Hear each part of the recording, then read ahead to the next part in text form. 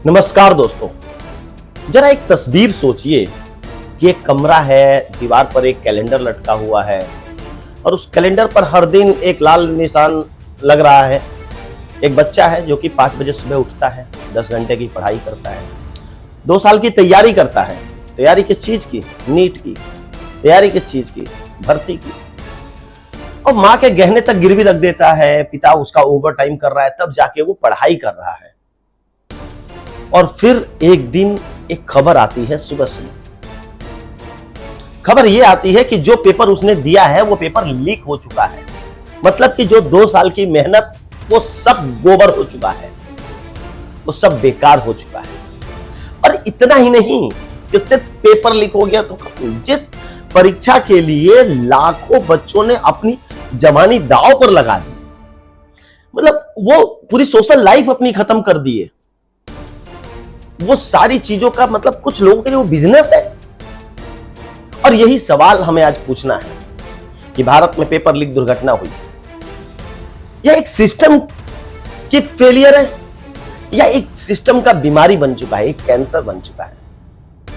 NEET से परीक्षा नहीं है। अगर आप सोच रहे हो कि नीट एक एंट्रेंस टेस्ट है, नहीं, यह भारत के लाखों परिवार का सपना है। 2024 में करीब 24 लाख छात्रों ने नीट की परीक्षा दी थी और यह दुनिया की सबसे बड़ी प्रवेश परीक्षाओं में से एक होता है। 24 लाख एक संख्या दिमाग में आ रहा है। कई देशों की आबादी 24 लाख नहीं है मेरे भाई। लेकिन परीक्षा के बाद जो हुआ उसने पूरे देश को, पूरे मतलब सिस्टम को ही हिला के रख दिया। पेपर लीक के आरोप लगे, गेस मार्क्स जो मिले थे उस पर सवाल उठे थे, अदालत में मामला पहुंच गया। सुप्रीम कोर्ट ने कहा कि भैया देखो, परीक्षा की पवित्रता पर अगर सवाल उठा है तो जवाब तो सरकार को देना चाहिए। और अब सोचिए, अगर देश का सबसे महत्वपूर्ण मेडिकल परीक्षा पर से ही भरोसा डगमगा जाए तो बाकी परीक्षाओं का क्या होगा? ऐसा नहीं है कि यह पहली बार हुआ है। समस्या सिर्फ नीट की नहीं है कि नीट का पेपर लीक हुआ उसके लिए इतना बड़ा आंदोलन चल रहा है जो लोग कर रहे हैं, नहीं। समस्या है कि यह देश में बार बार कहानी दोहराई जा रही है। कभी भर्ती परीक्षा में, कभी शिक्षक की भर्ती में, कभी पुलिस की भर्ती में, कभी प्रवेश परीक्षा में।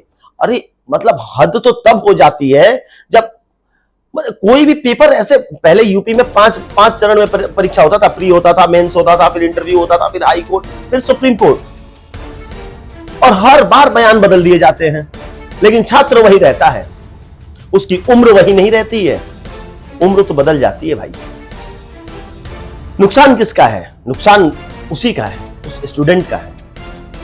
पहले 1.5 दशक में देश में अलग अलग राज्यों में लगभग दर्जनों भर्ती परीक्षा, प्रवेश परीक्षाएं नकल माफिया की या फिर परीक्षाओं में अनियमितताओं के कारण रद्द हुई है। और हर बार कहा जाता है कि दोषियों को बख्शा नहीं जाएगा। लेकिन सवाल यह है कि दोषियों को बख्शा नहीं जाएगा तो घटनाएं रुक क्यों नहीं रही हैं? इसमें जो वो विद्यार्थी बैठा हुआ है, तैयारी कर रहा है, अब उसकी उम्र निकलती जा रही है, कौन जिम्मेदार है? किसका सबसे बड़ा नुकसान है? सरकार का नुकसान है? परीक्षा एजेंसियों का नुकसान है? कोचिंग का नहीं। एजेंसियों को पैसा मिल रहा है, प्रॉपर सरकार दे रही है, एग्जाम करा रहे हैं। कोचिंग वाले तो पढ़ाई करवा ही रहे हैं, बिना पैसे के पढ़ाई नहीं करवाते। सबसे बड़ा नुकसान है छात्रों का, क्योंकि पेपर लीक केवल एक प्रश्न पत्र आदमी नहीं चुराता है। या आपको लगा कि पेपर लीक हो गया तो कौन बहुत बड़ा? अरे यार, उस विद्यार्थी का समय चुराता है, उस विद्यार्थी का आत्मविश्वास डगमगा जाता है, उसकी उम्मीद टूट जाती है। एक छात्र 2 साल, 3 साल, 5 साल तक की तैयारी करता है, कोचिंग की फीस देता है, कमरे का किराया देता है, और उसके बाद पेपर लीक।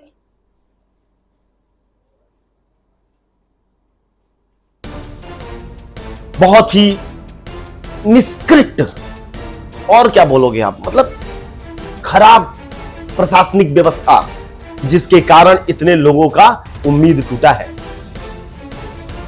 स्टूडेंट सिर्फ इन सब चीजों में पैसा नहीं खर्च करता है, उसके पीछे भी कई ऐसी चीजें हैं जिसमें खर्च होता है। किताबें खरीदता है, टेस्ट सीरीज खरीदता है, और भी चीजें हैं, फॉर्म भरता है। फॉर्म भरने में कितना पैसा लगता है आपको पता ही है। कई परिवार लाखों रुपए खर्च कर देते हैं, लेकिन एक पेपर लीक होने पर उनका मतलब सालों का मेहनत पानी में चला जाता है। कोई उस तनाव का मुआवजा कैसे दे सकता है मेरे भाई? कोई उस मानसिक दबाव की भरपाई कैसे कर सकता है? क्या यहां पे सरकार की जिम्मेदारी नहीं है कि वो जिम्मेदार बने और ये सारी चीजें अपने ऊपर ले? आज लोग धर्मेंद्र प्रधान का इस्तीफा मांग रहे हैं। क्यों मांग रहे हैं? अरे लोकतंत्र में सरकार से सवाल पूछना सरकार का विरोध करना नहीं होता है। यह एक आम नागरिक का अधिकार होता है कि अगर परीक्षा व्यवस्थाएं सरकार और उनकी एजेंसियां नियंत्रण नहीं कर पा रही हैं तो उनको अपनी जवाबदेही तय करनी चाहिए। परीक्षा केंद्रों की कैसी सुरक्षा की जाए, पेपर ट्रांसपोर्ट कैसे होता है, कितने लोग को एक्सेस मिलना चाहिए, डिजिटल निगरानी कितनी मजबूत है, इन सब व्यवस्थाओं पर सरकार को समझना चाहिए। चलो छोड़ो, ये बता दो कि कितने मामलों में अंतिम सजा हुई है, कितने ऐसे हैं दोषी जिनको आखिरी सजा सुनाई गई हो? एक सिंगल नहीं है मेरे भाई। अगर बार बार पेपर लीक हो रहा है ना तो सुरक्षा व्यवस्था में खामियां हैं। और देशों की मिलिट्री पता है क्या करती है? बॉर्डर की सेवा करती है, बॉर्डर संभालती है। हमारे यहाँ की मिलिट्री ये परीक्षा कराएगी। 2024 में केंद्र सरकार ने एक एक्ट लागू किया था, प्रिवेंशन ऑफ अनफेयर मेंस करके एक एक्ट आया था, जो पब्लिक एग्जामिनेशन जो भी होंगे उसके लिए। वो इसका उद्देश्य ये था कि संगठित नकल को रोका जाएगा, परीक्षा में धोखाधड़ी को रोका जाएगा, ताकि मतलब जो भी है कानून कहता है कि प्रश्न पत्र लीक करना या फिर उत्तर कुंजी लीक करना ये एक अपराध है। लेकिन यह एक बुनियादी सवाल है कि क्या सिर्फ कानून बना देना समस्या का अंत है? अगर ऐसा होता तो फिर तो एक भी मर्डर नहीं होते, एक भी चोरी नहीं होती। असल सवाल कानून से नहीं है मेरे भाई, क्रियान्वयन से है, इंप्लीमेंटेशन से है, जवाबदेही है। मतलब आप इंप्लीमेंट नहीं कर पा रहे हो, आप जवाबदेही नहीं दे पा रहे हो कि भैया मेरी गलती है। राम भरोसे परीक्षाएं हो रही हैं। मान लीजिए कि आप एक छात्र हैं और आपको पता नहीं है कि पेपर लीक हुआ है या नहीं हुआ है, लेकिन आपको यह महसूस होने लगे कि सिस्टम निष्पक्ष नहीं है, तब क्या होगा? यह सबसे बड़ा खतरा है। जब एक मेहनती छात्र को लगने लगे कि मेहनत से ज्यादा तो महत्वपूर्ण जुगाड़ का है, तब समाज का मेरिट सिस्टम टूटने लगता है मेरे भाई।